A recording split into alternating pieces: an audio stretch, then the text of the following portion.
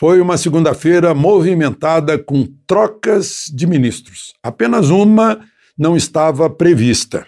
O presidente não tinha pensado em trocar o ministro de Relações Exteriores, Ernesto Araújo, mas ele pediu para sair quando viu que ele estava sendo um peso para o presidente nas relações com o Senado.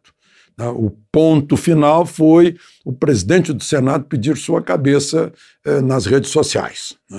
Começou com a campanha ideológica que a mídia está fazendo contra ministros de direita, né? Foi contra o Weintraub, tem sido contra a ministra Damares, né? Muito contra Ernesto Araújo e também com o ministro Salles do Meio Ambiente. Né? Então, isso é normal, faz parte. Né? Não é dos tempos em que o jornalismo era isento, neutro, que era seguir os fatos, né? Já é dos novos tempos aí de militância. Mas, enfim, é normal na militância, sem problema. Só que aconteceu, ele inclusive foi ao Senado na semana passada, o ministro de Relações Exteriores, a presidente da Comissão de Relações Exteriores, a sua anfitriã, né, perguntou para ele por que ele não saía do ministério, né, e aí ele acabou tuitando. Lá no domingo ele tuitou, revelando que numa conversa que ele teve com a presidente da comissão, que é a senadora Cátia Abreu, que fora ministra da Agricultura de Dilma, né, que Cátia Abreu não se preocupou com vacina, como estava anunciando, mas sim com o 5G, né, e ele insinuou que ela estava fazendo lobby para o 5G chinês. Nesse meio tempo, quinta-feira, os presidentes da Câmara e do Senado tinham ido a São Paulo, conversaram com 10 grandes empresários e financistas, etc., e voltaram com as queixas deles. Tanto que no dia seguinte de manhã, o presidente da Câmara já fez lá um manifesto dizendo que podia haver medidas amargas e fatais. Já era contra o Ernesto Araújo. Aí saiu aquela resposta do Ernesto Araújo em relação à senadora Cátia Abreu.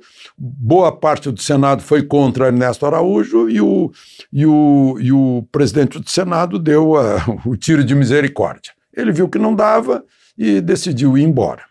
O presidente, então, aceitou.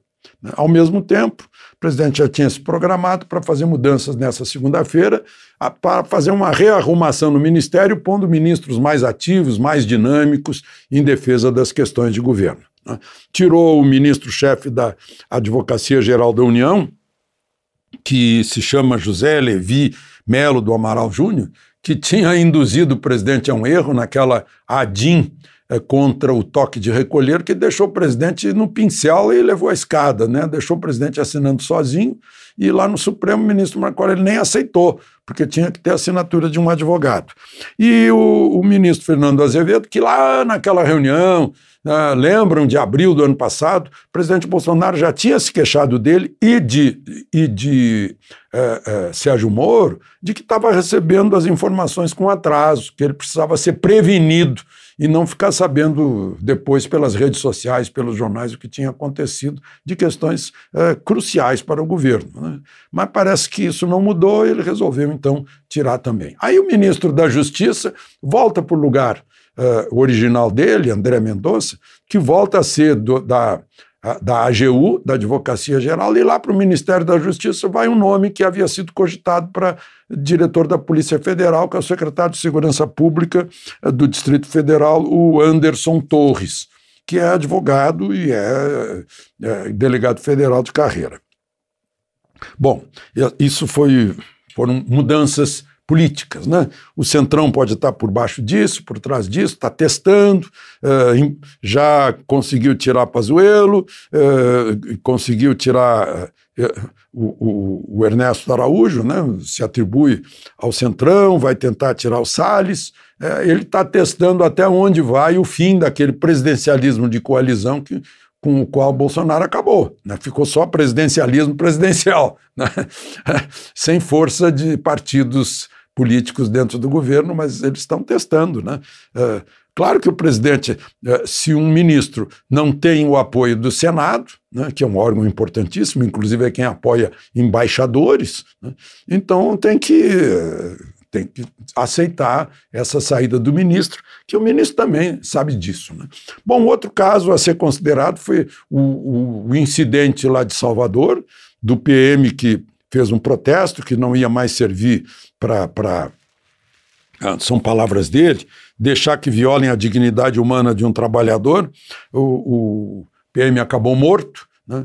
E isso teve repercussões em Salvador e provavelmente vai dar uma sacudida aí nas atuações de PM, policiais municipais, que a gente vê jogando as pessoas no chão com a maior brutalidade, com a maior violência. É de dar pena, né? Não dá para... muitos deles são formados em direito e sabem quais são os direitos e garantias individuais que estão sendo violados aí nesse período aí de quase histeria, né? Então, vamos esperar as consequências. Eu não estava lá em Salvador, não sei exatamente o que aconteceu, mas a gente percebe as consequências. De Brasília, Alexandre Garcia.